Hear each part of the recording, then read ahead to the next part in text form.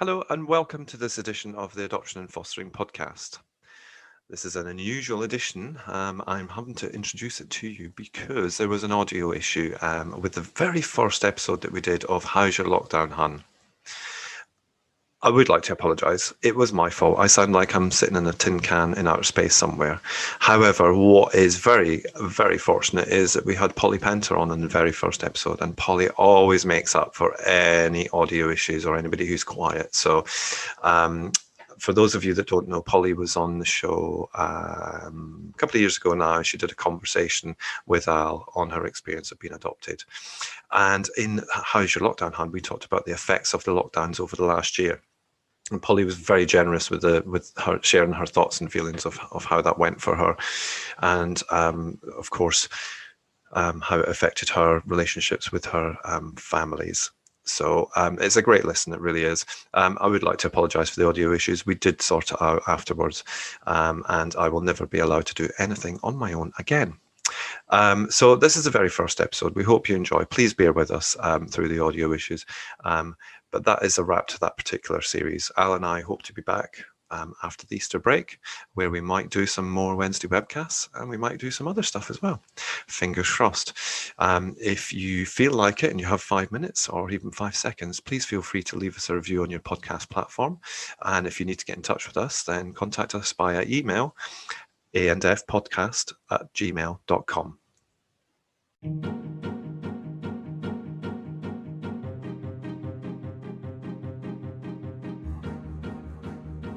Are we going live?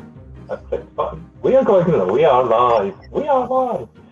Hello and welcome to our very special new series, How's Your Lockdown Hun? With me, Scott, Catherine, Rennie. And you'll notice there is no other gentleman with me tonight. Hurrah! We managed to get rid of him for a night. He's taken the night off. He's taken the next, actually, couple of Wednesdays off, which is fabulous. And the next couple of weeks, we're going to be talking to adult adoptees, or adult adopted people, or however they refer to themselves, because we don't want to assume how they refer to themselves. And this week, I am joined by Pol Penter, who is a friend of the show, has been on before in a conversation, and very good friend of both Al and I. So welcome, Polly. Lovely to have you. Hello, it's very exciting. It is exciting. The first one as well, and the fact that you know the pun that's around How's Your I do. I'm very. I was.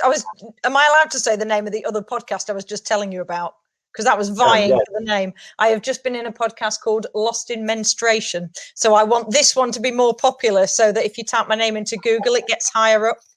Because oh dear me. It's a comedy podcast. I want to hasten to add. Anyway. Listen, the reason we're here tonight and the next couple of weeks, talking to adopted adults who've been adopted. I'm just going to say adopted adults from now on, because otherwise I could be just covering any of the above. I'm fine with any of them. Me with whatever terminology you prefer.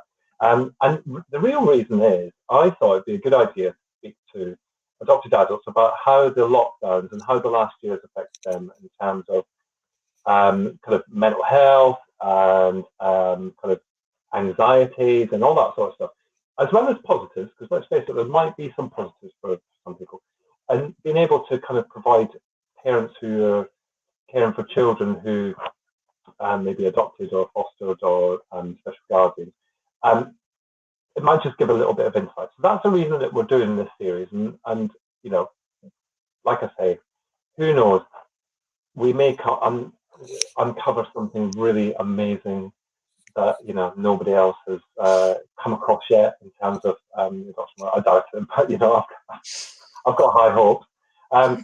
But asking Polly to join me for the first one was really about kind of replacing, looking for a replacement for the podcast route. We're going to get rid of Al shortly. He doesn't know it, but I'm going to have it. God, he'll kill me for saying that. I said there'll be tweets. He's not here. So, Polly, thank you. Really appreciate you coming on. Let's keep it the way we would normally do. Last time I saw you, we were in London. We did not have one care in the world. And then 2 weeks later, the world shut down. Yeah, it was almost exactly a year ago. It must have been, yeah, it must have been exactly, because I work in a university, and 2 weeks after that, all of my students flew home in the middle of their course, and I was sort of dealing with phone calls from panicked parents in the US, because it sort of hit us slightly before they hit the US. So they were all calling up and saying, you know, oh, it's terrible in London. We've seen the news from London, and obviously it's been as bad, you know, give or take, where they all are as well. So yeah, that was one of the last kind of social dates I had, was my several coffees with you. Yeah, we're quite loving it. So in the run-up, I guess it's really interesting, isn't it? Because I don't think anybody realised what was coming, how, you know, all that sort of stuff. And on reflection, we can say, well, you know, it's not as bad now as it was, or it's worse, or whatever. But what kind of anxieties did you have in terms of how we felt this time last year? Did you have any, or were you just like everybody else, going, oh well, you know, it's like avian flu? I think I do remember being at work, and we sent all our we'd been told to send our students back home because, you know, we were going to go into a lockdown and all of this sort of thing. And actually there was a moment that I suddenly thought, oh my God, this is a big deal. And I sat in my boss's office and cried, which I wouldn't normally do. And my lovely boss sort of went, because I suddenly thought, oh my God, this is actually happening. I somehow thought optimistically right until the last minute that we were going to somehow avoid it, or there would be sort of a brief shutdown. It'd be a couple of weeks. And even then, 2 months in or so, I remember thinking, God, this is going on. This is still going on. And now a year on, I would not have believed this time last year that it would even go on for more than a couple of months, let alone an entire year. It's really strange. And I think that's probably what most. I was going to say, I know that's probably stating the obvious, but I was honestly so optimistic. I was distraught when my students went home, and I cried. And actually, one of my colleagues, because I said, I'm being so stupid, one of my colleagues said, no, it's like a bereavement, because you've suddenly, unexpectedly had to say goodbye to these people that you were just getting to know. And I adore my students. I haven't got any kids of my own, and I mean, they're not, you know, obviously, but I'm really close to my job. I joke that I'm basically their English mum while they're over here. And there was sort of all of that drama. And once they'd gone, I was just so sort of bereft and lost, and what's going to happen next. And then we were just merrily preparing for students to come back in the summer. That didn't happen. Students to come back in the fall, as we call it, because I'm an American uni, and they didn't. And then we did think they were going to come back in spring, because everything was looking so much better.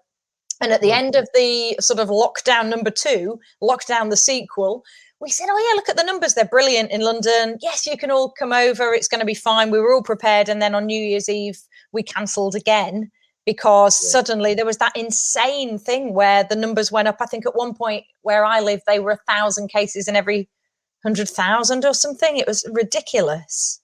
And I don't know what else to say about that, really. Yeah. So, and obviously, you, as a result. What, as in? Sorry, your sound's cutting in and out. I'm not ignoring. No, it's all right. I was just saying, as a result, you went.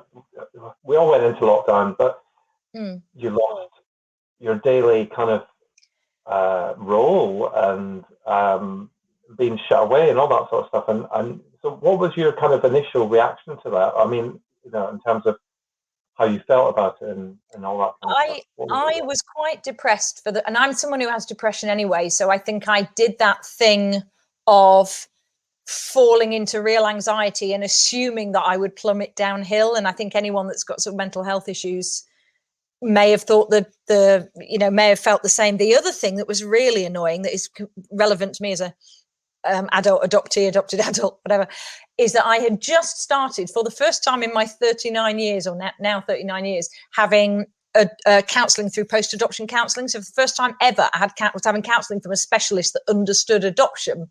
And I'd had sort of 3 live sessions with a real human being who understood what it meant to be adopted, talking through some really major issues, because I had again, don't want to go into too much detail, but the timing was particularly bad for me because I had a massive blip at the end of 2019, like quite a serious mental health blip. And so I was just coming out of this kind of, everything's looking great again, and starting to feel like I was in control of my life because I'd gone back on antidepressants. I'd done this positive thing of getting counselling that was specialist to me. I was kind of owning my issues, and then that was cut short. So that was one of the things. We tried phone counselling. We did it through WhatsApp, and it kept cutting in and out, and it just wasn't the same. And I actually never had my last session. I didn't feel that it would work anyway because I had all these other things that were worrying me. And then I kind of did the whole, I guess it is a bit like bereavement. I did the whole kind of being sad, then being angry, because everything had been starting to go right. I very selfishly went, this is not fair. Everything was just starting to go right. Now this bloody pandemic has happened. Damn you, science, or whatever, And so that was for the first few weeks, and I didn't do very well. I'm one of these people that needs some kind of a routine, and I'm one of these people, and again, therapists and I have discussed this to death. If I'm not filling every minute of every day, if my brain is allowed to wander, it wanders to bad places often. And there is some extent to which that could be linked to being adopted, and there's some extent that might just be me and what my personality would be like otherwise. I've no idea. But I have done this. I've been one of the people that did this thing of, I was doing Joe Wicks workouts every morning just because it got me out of bed, and it amused my family an awful lot, because I've got various family members and colleagues who said, oh yes, my 4-year-old's doing that. And there was me doing bunny hops in my tiny lounge in Colindale because otherwise I wouldn't have got out of bed. So I had a few weeks of really quite major depression. And actually, but then sort of shook that off quite quickly. But I think that's because I'm one of these people that has filled lockdown to an obsessive degree with other things, doing other things, including helping a bit with that, because I haven't got any kids, but helping with the homeschooling. And I am so in awe of everybody who's been homeschooling their kids, because I sort of stole my niece. I've been doing French and English and music on Zoom with my niece, because both her parents. Why did I not know this was a thing? I would have done. I put a thing on Facebook saying, because I originally we were working, and then the furlough scheme came in, and obviously I got furloughed because my job involves physically looking after people who are in the country who are not in the country. So I put a thing on Facebook saying, if anyone wants help with their kids, I am not a qualified teacher, but I can help with this, this, and this. And I did get a couple of sort of, as in for free, for fun. And I did get a couple of kind of, I don't know what to call them, victims out of this. No, I've had three kids that I've been helping out. And so particularly the girl that I started with, my lovely, lovely niece, both her parents are working and they're both scientists. So they said, oh, please do the arty subjects with her. And it's been amazing. I just hope she doesn't fail her GCSEs now, because it will be my fault. They'll be your fault, won't it? It's been brilliant. And of course, you're not single. You're not alone in all this. And, was your husband a hindrance? Did he get it? Did he understand you in terms of how you were reacting to all this? And did you understand him, actually? I think he did. And my husband is a very, very, very British. He will hate the fact that I'm even talking about him in anywhere in public at all. This is a man who once, he sat next to me on the tube, and I was chatting away to this very sweet drunk Irish guy next to me, and this guy that was sort of bantering with me. My husband texted me from the seat next to me saying, please stop, because that's how British he is, that he couldn't break the rule and actually talk to me on the tube. But I think he may disagree. We've had quite a cozy year, because we had several months of just enforced, we have to just stop and we can't go anywhere, and we can actually spend time cooking and reading and doing all these things. And I think he was quite patient at the beginning, but I think he was able to deal with it because he understood that there was a thing for me to be distressed about. Whereas one of the problems that he has often with depression, or with me being depressed, is the thing of, what do you have to be depressed about? And he's not one of those people that says it in a, oh, come on, stiff upper lip, what do you have to be depressed about? But he wants to understand and he can't, and he finds it frustrating. Whereas, oh, the entire world has entered the apocalypse. He could understand that. So he understood that my way of dealing with it was crying, and being quite upset. So actually it was fine. Whereas there's been other times that I've been depressed and he hasn't really understood why, particularly around adoption, actually, because so I've struggled a lot over the past few years because of family members coming back into my life and trying to kind of get that balance and building up relationships that often are quite kind of on a bit of a knife edge, some of these relationships. And I think no one can understand unless they are adopted. His view is, but they're not your family. And of course we've had arguments because he said, but they're not your family, meaning, but you grew up with these other people, don't ever feel rejected or don't ever feel. And then I've got angry and said, well, they are my family, but you don't understand. It's always been very complicated before. So it's been quite useful having a sad thing to hang any emotions have been coronavirus. It's the obvious excuse now for everything, isn't it? It's like, coronavirus. One of my colleagues was saying the other day, if I was the mayor of Prague or any other stag do destination in the world, I would just find this as an excuse to never let the British back in ever again and just go, coronavirus. So it's the go-to excuse. Anything goes, if I have an argument with my husband, if I'm crying, coronavirus. Yeah. I'm wondering how long we can keep using it to not meet up with those people you don't want to meet up with, because that's been a great excuse for the last year or so. I think that's a really interesting point, isn't it? Because I think we've all struggled in our own ways, whether it's been work or social life or family or whatever.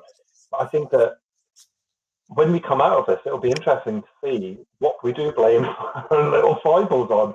Yes. At the minute, I'm so tired. I'm literally knackered every day. And I think a lot of that is because I'm not actually physically going out to work anymore. So I blame it on coronavirus. Because I blame it on the lockdown. We're on lockdown over here still, and all that sort of stuff. So I think it's easy to get into that trap, isn't it? But at the moment, it is affecting us in a way that we've never experienced. Well, the human race hasn't experienced for maybe 100 years when Spanish flu was a thing. But we don't have anybody to talk to about that. No, and we're so lucky that we've got things like this, and my entire life is on Zoom. I do stand-up comedy as a hobby, and obviously that sort of died in every sense of the word, died for the first couple of months, and then people started tentatively doing gigs online. I've done loads of gigs online, which is very weird, because when you do a gig in real life and no one laughs, you've died on stage and you just feel bad. When you do a gig when you do a gig online, no one laughs because they're all on mute, and you can just assume it's because they're all on mute. It's really, really good for your ego. And they're all finding it hilarious, but they're on mute. What can you do? So I really remember that on Friday when we're doing our little practice. Nobody's reacting, so it's all good. But I think that's just as a little side thing to what we're discussing. Watching programs where there's a virtual audience as well, they kind of can clapping, laughter, and stuff like that. It's actually very irritating as a viewer. Yes. And I would prefer there just not to be anything. So I think you're right in what you're saying. It's probably easier actually for you when you do. Totally random, by the way. Sorry, this is not relevant to anything, but did you watch Staged? Because I've been watching things on TV. I don't normally watch a lot of TV, and obviously we got Netflix right at the beginning of the pandemic and went, well, we're in this for the long haul. Let's watch The Crown, Brooklyn Nine-Nine. Staged is so worth a watch if you've not watched it. It's brilliant. My husband is watching, so he will be on Netflix now looking at that, because if you're into it, he'll be into it. It's David Tennant, who is a beautiful human being. So, it's glorious and wonderful, but that's an aside. Sorry. So I'm taking that Netflix and television saw an upturn in their use. So yes. But again, one of the things that's come out of lockdown, which is positive, is my husband and I we've both got 1,000,001 hobbies, and I do stand up, so I'm out in the evenings. He's involved with the Scouts. We do all of this stuff. We're out volunteering, or if we come home, we grab some food and we go out again. We've really enjoyed just slobbing in front of the telly and probably drinking a little bit too much wine, definitely drinking a little bit too much wine. And we have said, when all the restrictions finally lift, can we not go back to exactly how it was before, where actually we were too busy. We saw each other in the morning when we were rushing off to work, and at night when we were knackered and grumpy. We never really saw one another when we were in a good mood, particularly. We might have been in a good mood, but we were tired. So that's been really nice. I mean, it took a while to kind of appreciate that, but that's been genuinely nice. Yeah. So I think that is a really good point, actually, isn't it? For anybody through all this, whether it doesn't even relate to adoption, it's about the fact we've managed to slow down. I think we all needed to slow down. A lot of people did. Although you say absolutely. Oh, sorry, don't mean to talk over you. No, go on. Well, it's your interview. I was just going to say that I'm with you with the too much wine, and I'm sure my husband is. I mean, who are all these people? Oh, sorry, I think there's a delay. I'm not deliberately talking over you. It's that awkward thing at a government press conference where they're constantly either talking over each other or Boris is going, "Oh, you're on mute," to whatever journalist it happens to be. But next slide, please. Next slide, please. Anyway, so lockdown 1 was quite long. Let's be honest. Oh yeah. For everybody, actually, and when I say everybody, it's really interesting today because I saw someone posted on one of my friends on Facebook posted a screenshot from a news source, and it was saying about all these countries, and some of them are in Europe actually, where they've got so many cases, but we don't hear about it. So, how did the news? What was the news with you? Were you glued? Did you switch off? Did you just go, "I'm not doing that"? Because I don't know. My interpretation of it is, for me, because I switch off. What did you do? Do you know, I have become one of those people who is kind of obsessed with statistics, but I found it in a really dark way. And it was only after a few weeks that I thought, I was looking up going, "Oh, look, fewer deaths today," or "Oh, they've had X number of deaths in." I was doing this awful thing of looking at other countries. Not that I don't for a minute think Britain has handled it well or anyone else, but this was around the time that Trump was slating at lots of other countries and saying that the US was doing well, and it was only what was it? He was calling it various racist names and all of that.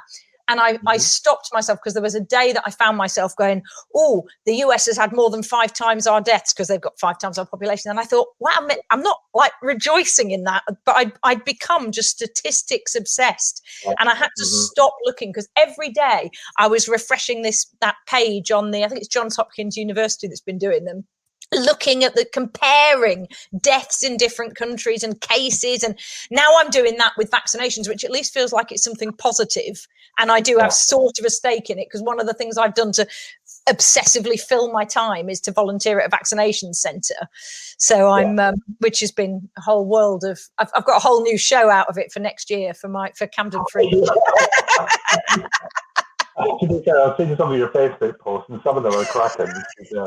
Whether it's older, kind of potentially sexist older gentlemen, shall we say? Yes. Or the lovely older gents who come in and sing your song. I've met some amazing, gorgeous, lovely people, but I've met so many people who are so isolated and so lonely. I've sort of, I'm going to use this word deliberately, I sort of adopted this older man who turned up, sort of this sort of grandfatherly figure. He was a guy in his 80s, and he was dropped off by a taxi, and he's in sheltered accommodation, and they booked his appointment, booked him a taxi. It had dumped him outside the vaccination centre, and he'd come in waving his bit of paper, but they hadn't actually booked the appointment properly, because at the bottom of the bit of paper they'd printed, it said, "To confirm your appointment, click here." So obviously they hadn't. So we squeezed him in, and then he didn't have his NHS number. So we were on the system looking. And then I said, "What's your address? I can look you up by your address." And he said, "I don't know." And we had to like rootle around his wallet to try and find where he lived. And I thought, how is somebody in this situation where they're so vulnerable that they're relying on a random volunteer stranger, to sit next to him with an iPad and literally go on Google Maps, because he knew where he lived, find the building. Oh, is that where you live? Yes, that's the one. Right, this is your address. I Google it. Is that your address? Oh, yes, that's the one. It took ages. And he lives on his own. His family had emigrated. And so anyway, I'm sort of agreed that I will stay in touch. Bless him. But I don't know. It's just, it's sort of made, I know I realised already, but there's an awful lot of people that are struggling a heck of a lot more. I've been very, very lucky. And yeah, anyway, sorry, that was a bit of an aside. No. I mean, that's why you're here. I wanted to get this. That's why I invited you on first. Because I'm going to be queuing out the information. So when it comes to kind of, because like, as someone who has been used to traveling the world, like, you know, all that sort of stuff, I kind of like don't want to do anything. I want to take it carefully, and I guess my question is: then lockdown 1 came and everything started opening up, and we were encouraged to go and eat out to help out. Yeah, that's the one. Yeah, eat out to help out. You know, let's give you all some money off, and let's get everybody into a building again, and let's do super spreading. Granted, it wasn't. Well, I'm sure that wasn't the intention, but you know, it was the blindingly obvious result, though, wasn't it? Yeah, exactly. To be honest. So, but when they started to talk about opening up and stuff, what was your feelings around that, and how did it make you feel? We were quite tentative. We were never sort of scared, because I think the age that we are, and we're both fairly healthy. I was very cautious. I moved back in with my parents when we in that little window where we were allowed to, because I hadn't seen them. I went and stayed with my parents for sort of about 3 weeks. So because I was working from home and I was only working 2 days a week, I'm now on what they call flexible furlough. So I was very cautious staying with them. I'm so glad they've now been vaccinated. Thankfully, my dad had his 80th birthday in that little window when we were between lockdowns, which meant we could go to a hotel, and we did stay in a hotel. But we were I think we were very aware to meet very few people. I think in the summer, we had quite a few weeks, didn't we, where we could meet people. And I know some people were like, right, I'm going to go out and I'm going to see everyone that I haven't seen, all of my friends. I probably saw 10 people or something in that. You know, I saw the girls I do my podcast with, because they're my best friends in the whole world. I went and saw my parents. We had my husband's parents down. Didn't manage to see anyone else from his family because they live in Leicester, so they've just been in the eternal lockdown. I think they had about a week when they were allowed out. And I saw, a handful of my friends, and that was it. And we were very overcautious, partly because I didn't want to end up in a situation where I had to isolate and couldn't go and see my parents. I think because we were aware, and I think we all knew cases would go up in the winter. I don't think we appreciated how much they would go up, but I think we knew, winter and other germs around and all of that. So we were sort of cautious but sensible. We weren't hiding away, but we weren't going mad either. Yeah.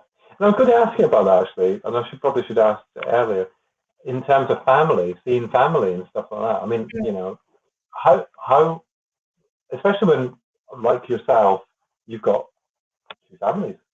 Yeah. That has been the hardest thing for me.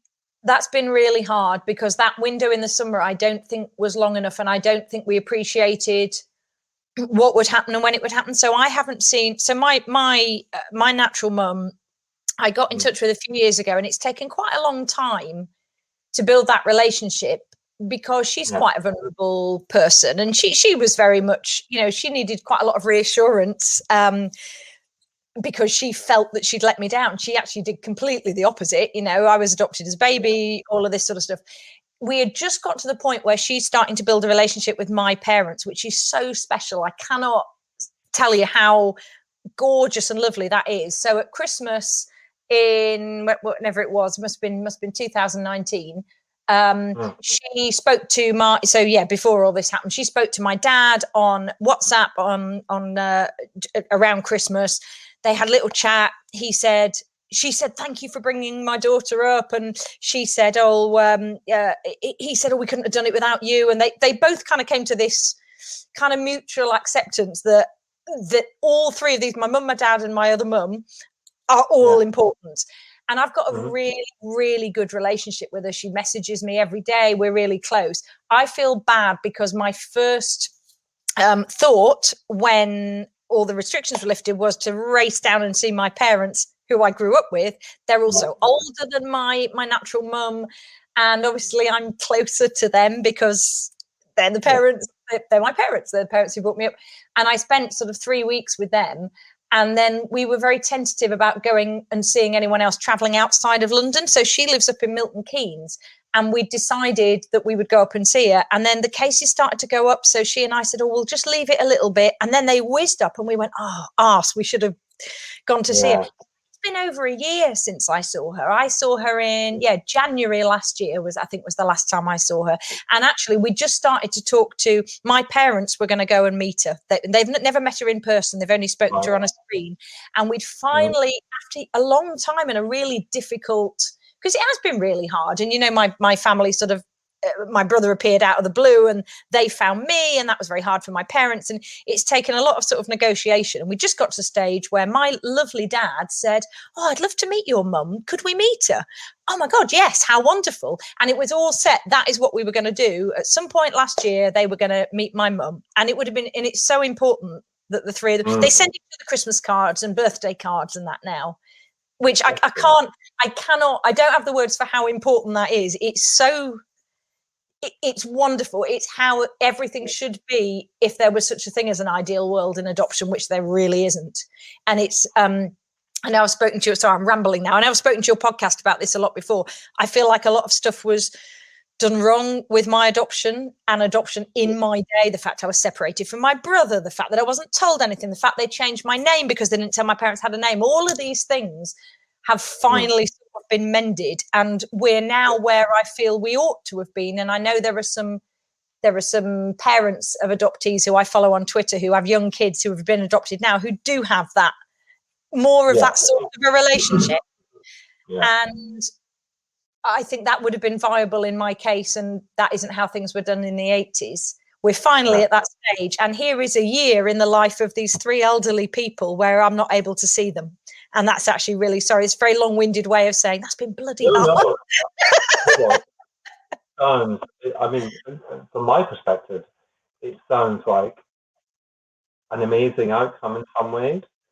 And although, because I know you and I talked at length, and you know, we've had gaps in when we talked and stuff like that, but we've talked at length, and I know how this affects you. But the fact that the three of them wish to come together, and if it wasn't for the bloody pandemic, they might have done by now. It is But there's no appear to be any animosity or any kind of negative feelings towards each other. It's a case of, you know, your mum, your natural mum was in a position where she didn't look after you, and your mum and dad came along and they took you and brought you up and loved you and all that sort of stuff. And there just seems, from what you said to me, there just seems that amazing connection between them, and they're not. It's so lovely. Yeah.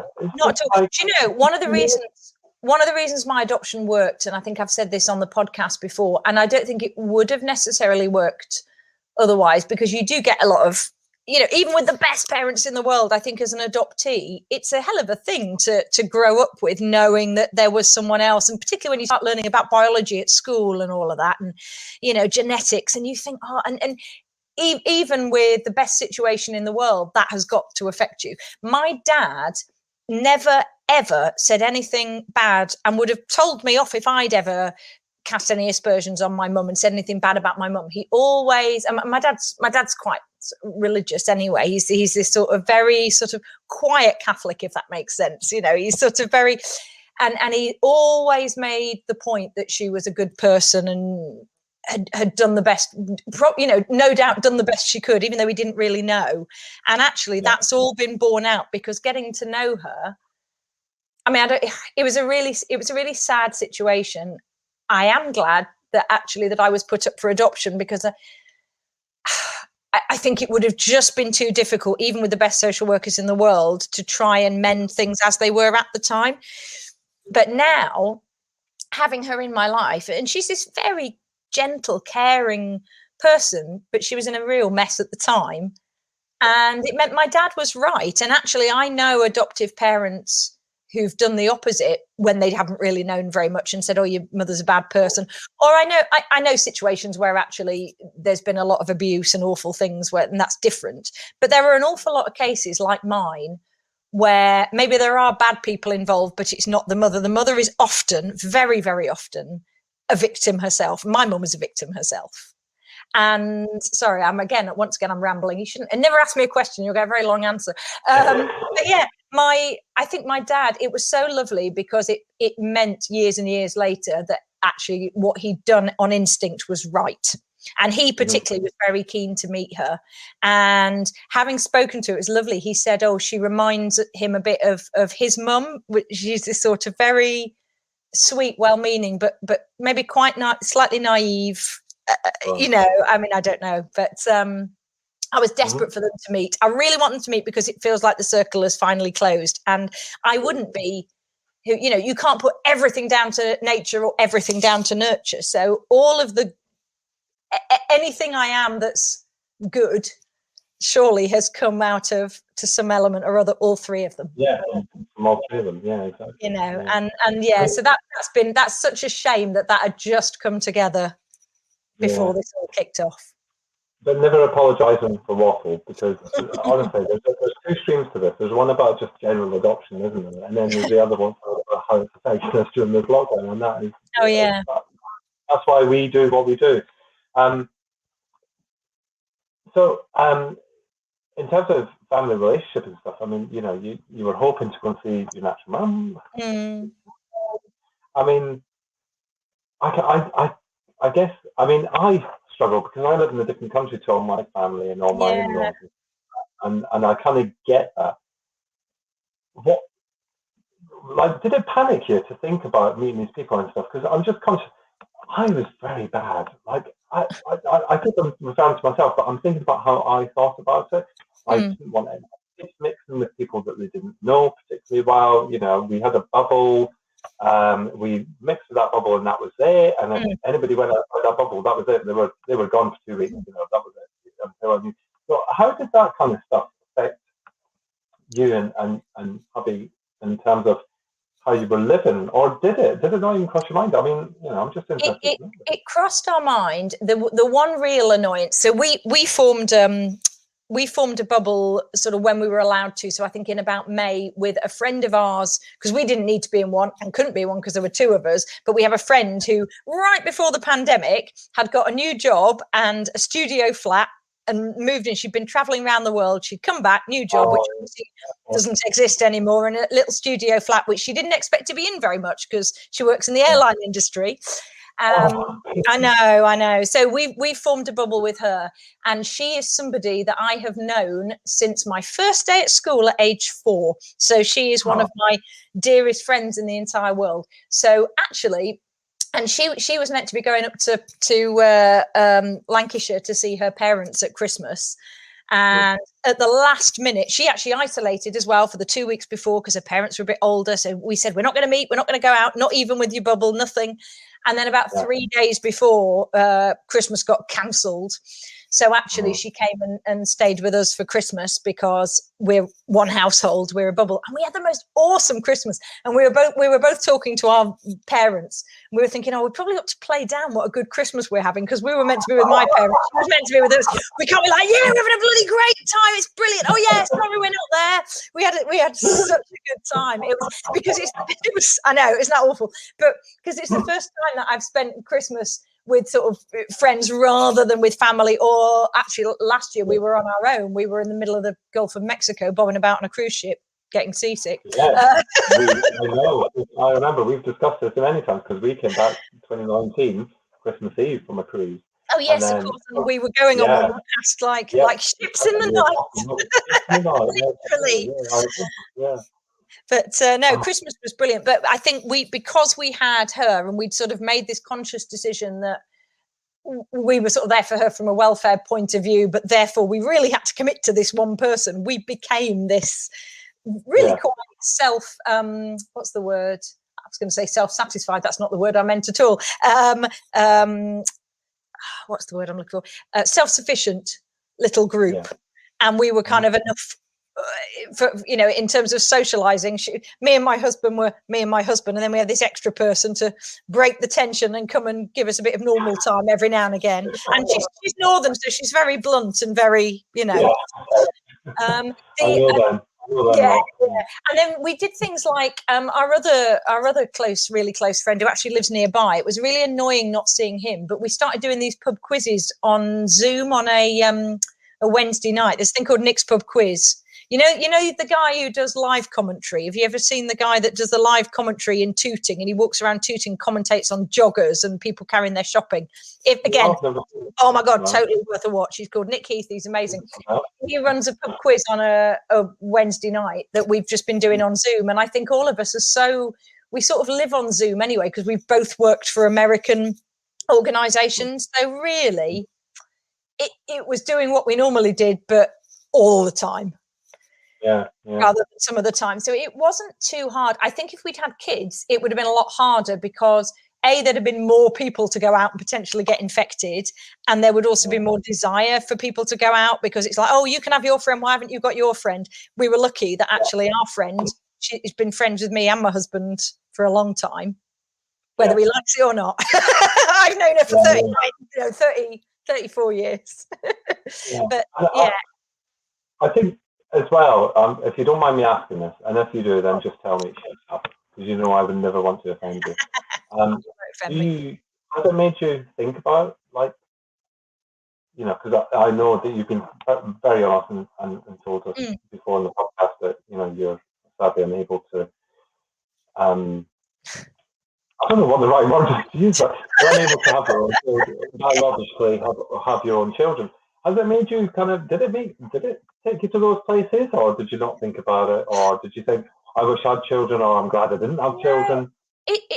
All it did was make me appreciate the kids in my life. So my niece, who I've been teaching, one of the things I've been doing is helping her with French. She's got an older brother who'd been on 2 school trips the year before. She's a year younger. She was meant to be going on both the same school. I know. She was meant to go to Iceland and Italy, and she missed them both last year. And she was so pissed off.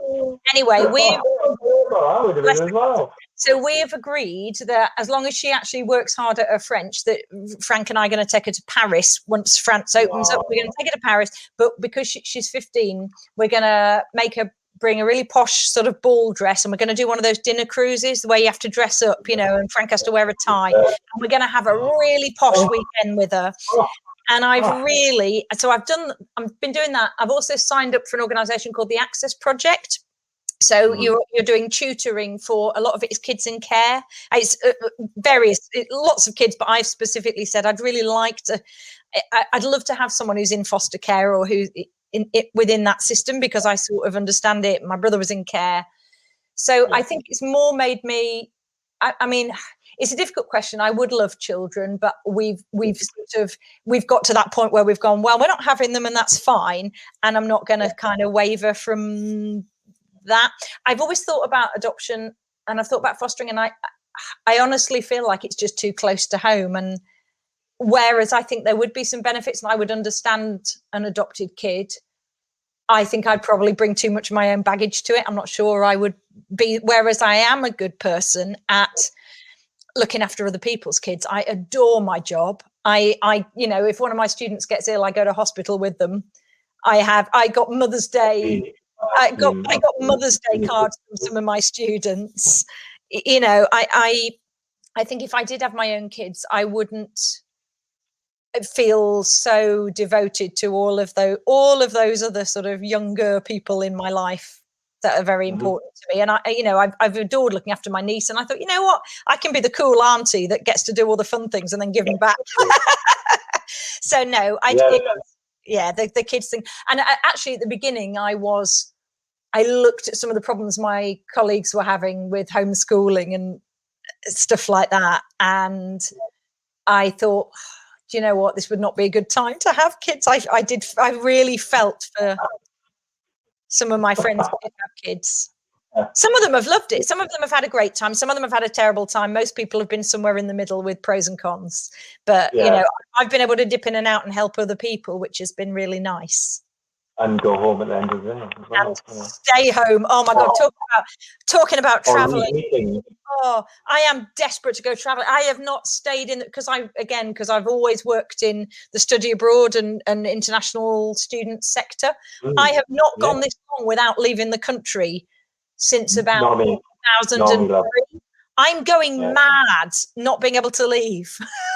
Yeah, I think the last time I was restricted like this, when I met my husband, he was clearly like a proper wanted to travel the world. Mm-hmm. So that was 1998 we met, and I think 1999 was the year that all our traveling kicked off. Mm-hmm. And I mean, that's like 22 years ago. And it's just, so do you, I mean, like me, do you feel like, because I would quite happy to go anywhere with anybody or on my own right now. Is that how you're feeling as well? With no offense to our husbands, obviously, but you know. No, I'd go anywhere, and I really would go anywhere. And we possibly would. Well, no, the big thing that we've got planned. And then we'll meet at Heathrow, and we'll just disappear. We'll pick a cruise. Just go on a cruise. I have to say, we weren't some of the people who immediately booked to go to Cyprus, which I know people did, because I did have a little look on Expedia and realised that every hotel is now booked now that Cyprus says it's going to open up to British tourists. We're going to go to Paris. We're going to take my niece to Paris. That's our big trip. And then I have the geekiest, bizarrest trip planned because, and this is really off the wall. When I went home and stayed with my parents, and obviously they were isolating, and my mum had been told to shield for various reasons. So she literally wasn't leaving the house, that she had a pharmacist dropping off any medication she needed and stuff. So we thought, oh God, what are we going to do for the next, even though Britain was reopening, I couldn't take her out for dinner or anything like that in the summer. So she has this lovely routine where we would have dinner and then we would sit and watch MASH in the evening, because MASH is on in the evening, and my mum has been watching it since the 70s. I have planned this amazing trip, I think, to the US, where I go on trains. I'm really out geeking everyone now, to every hometown of all the main characters in MASH. I really want to. I love MASH, honestly. MASH. Can I make you jealous? Go on. Matt, I've seen Alan Alda. I hate you already. I know, and he's so lovely. I bet he is. MASH was the TV under the duvet. I've talked about this twice this week on the podcast. Right, one was Prisoner Sabotage was the other one. MASH was the one, because I love that humour and stuff like that. I do. I'm coming with you on that trip. You totally could. Or you come and join us. You know, you can actually go to Tony Paco's in Toledo. It's a real place. I've looked up. The only place that isn't real is Crabapple Cove, but I've found the town that it's based on, and I've got a friend who lives in Maine who says we can stay with him. So this is how geeky it's all. I've got a blog, and it's all on the blog, all planned out, and So let's focus on something, because we do have a question which we'll ask you in a minute. And I think they'll take both of us to maybe throw some suggestions at the answer. So you do the podcast for? Oh, I do a podcast called Lovejoy, actually. Yeah, which is exactly what it says in the first word, doesn't it? It's Lovejoy. It's a podcast about Lovejoy, which is slightly bizarre. Oh, that's the other thing we did in lockdown, though. We were so. You've not even mentioned it. We were so productive in the first lockdown, because all of the hospices were losing money because all of their shops had to close. So the hospice where the actor Dudley Sutton had died a couple of years ago, we raised a load of money and we auctioned off. We managed to get hold of some of the props from Lovejoy and various sort of bits and pieces from Lovejoy that were given to us, donated to us by some of the cast. So we interviewed one of the cast, we interviewed one of the production managers, and we did this live auction, and we raised $3,000 for the hospice, which was really cool. That was so cool. Yeah, well done you. So all three of you. That was good fun. So yeah, we've been doing a lot of that, and again, we've been able to focus on it rather than going, this weird hobby we've got to do, on a school night. Yeah. It's been like, let's record the podcast because we're going mad. Thoughts with you on that one, because I've done probably more for the podcast until I've started than I've done my whole life. Oh dear me. So let's fast forward a little bit. Actually, let's answer this question first. So I'm not sure it'll all show on the screen. So Yeah, it's a long one. You may not have an answer for this, but my adopted daughter, 9, is really struggling. I totally get it, by the way. She came at 4, having had a really hard, scary life over the years. We slowly got her to a place of feeling mostly you're safe, babes, mummy and daddy are always here, letting them safe for you, etc. And now at 9, the world went wrong to tell us about it. She's just old enough to understand you might die. How do I help her calm the worry? As I don't want to lie. We probably won't, but as you know, with little ones, maybe there was not enough words to the end of that. But oh wow, that's a hard one to answer, isn't it? I mean, I don't think we can answer that. But what would your thoughts be, Polly? So is this just a sort of fear of? And 9's an awkward age, isn't it? Because you kind of know everything that's going on, but you don't understand everything that's going on. When I was a very young kid, and even now, I have a big sort of issue with like separation anxiety. I remember as a really young kid, I was fine as long as mummy was there. If I couldn't see mummy, I panicked. I remember going to my first dance class when I was 4, really enjoyed the first one because mum sat and watched. And the second one, I just cried the entire time because mummy had gone out shopping. I don't know if this is sort of related. I'm sure that sort of fear, and I didn't even have, I didn't have a traumatic first 4 years. I had a traumatic first 4 months, I guess, and then was adopted. Gosh, I don't really have an answer, but I think I don't know. It's really hard because it's a really interesting one because I still, to this day, okay, I'm 44, and I have a fear of death. Yeah. And I always have them since I think that the age of 6, I to realise that there was this thing called death and people would no longer be with us and all that sort of stuff. Now, don't ask me whether it's a fear of dying or it's not being here or it's leaving everything that we've got. And I think that, there's a number of kind of things out there, isn't there? We've not just got the pandemic, we've got cancer, we've got like people who have heart conditions, we've got strokes, we've got all these sorts of things. And I guess that whilst we've seen a massive amount of illness and death through what has been a really horrid year from one particular strength of I don't want to use the word flu because I feel like I'm minimising it, but you know what I'm saying? It's like, it's a version of that.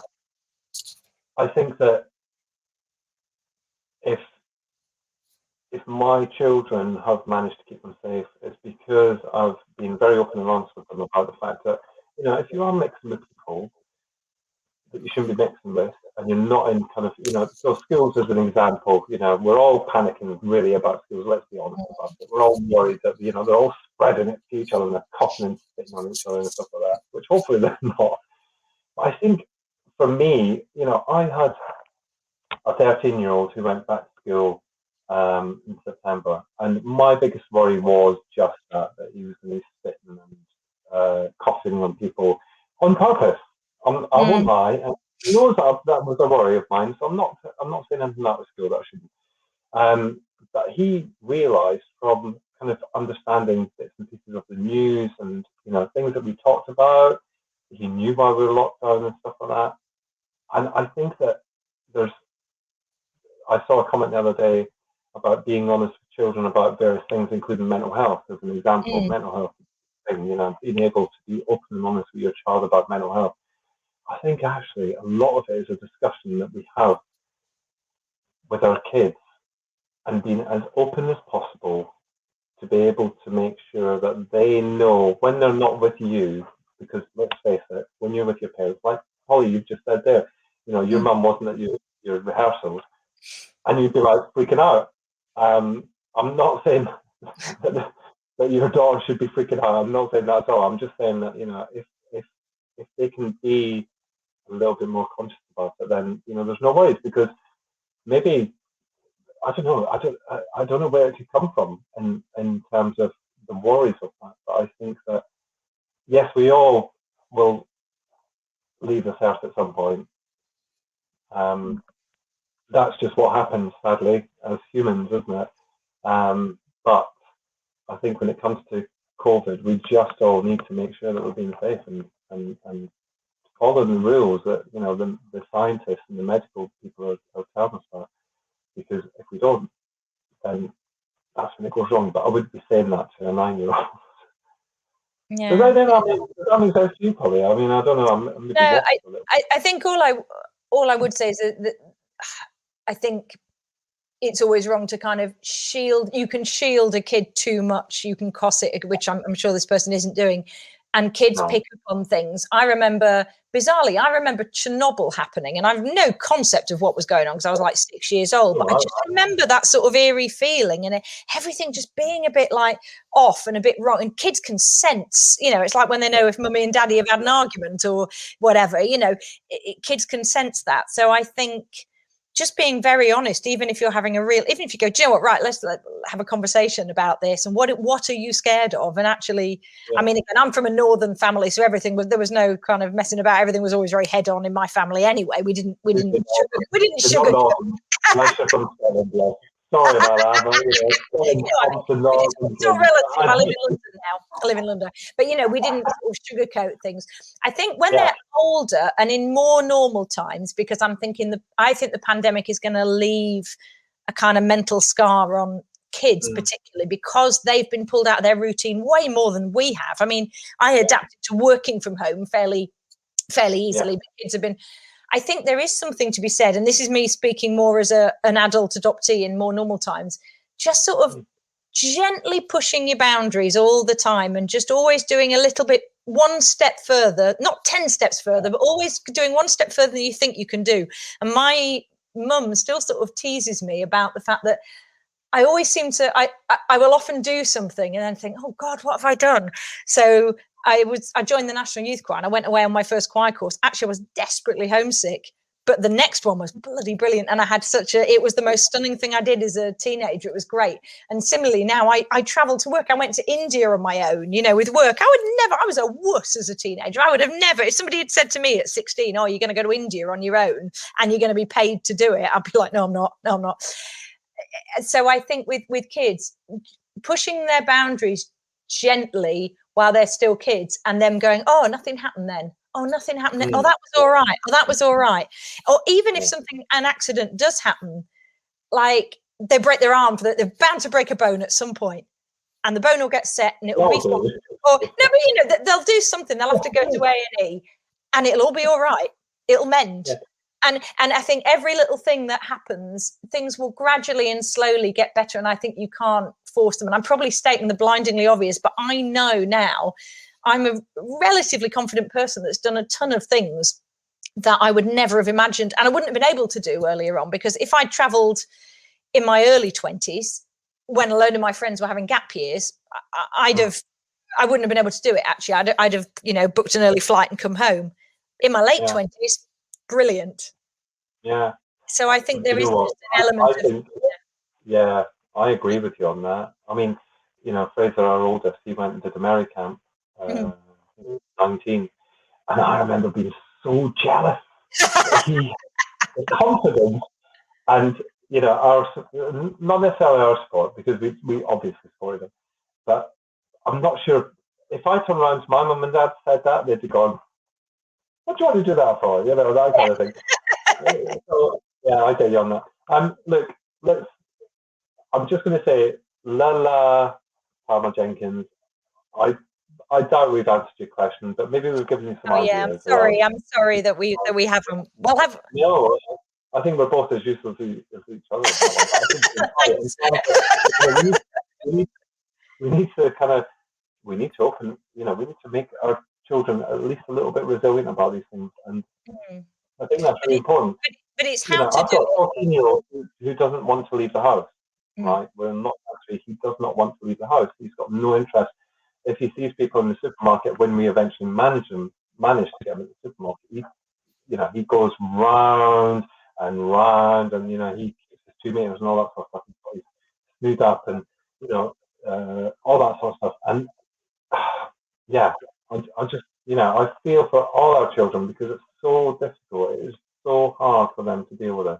And I think that's what I mean a bit about pushing boundaries, because I'm talking about life in general. And there are some parents who chuck their kids in it's like the thing about parents who chuck their kids in the water and say, oh, that's the only way to learn to swim. Well, I would have been terrified of water if somebody had done that to me.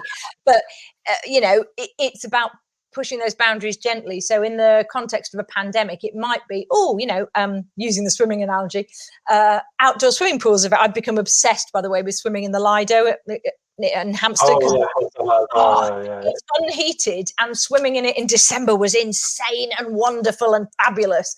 But you could take your kids to something that is going to be very safe, and that could be step one. And maybe next week you'll meet one person, and maybe next week that's probably not what you were asking. I'm probably stating the obvious, but that's the equivalent, I guess, in a pandemic is don't be afraid of baby steps. I think and I've definitely felt this with my mental health as well, that you need to look upon every tiny gain as a massive gain.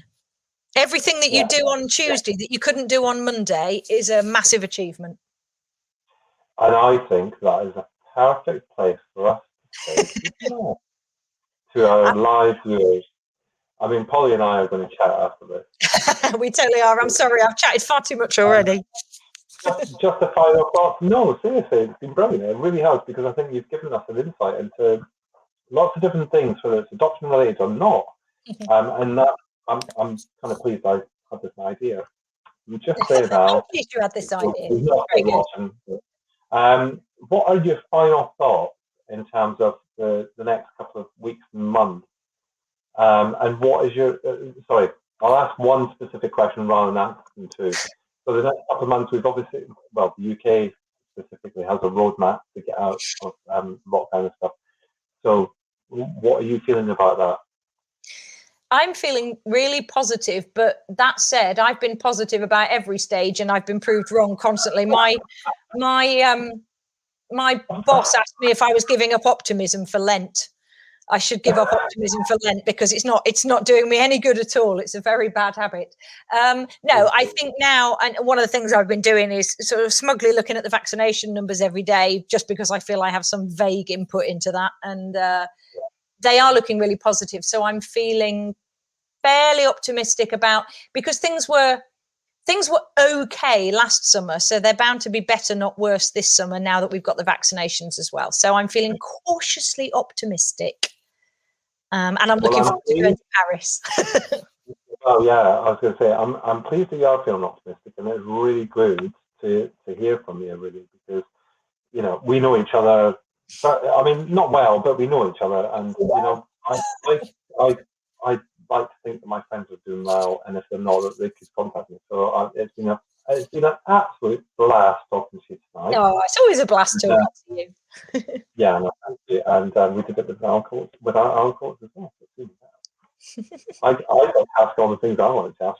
He's not tweeted. I'm looking at my Twitter. He's not tweeted. I thought he'd be trolling me.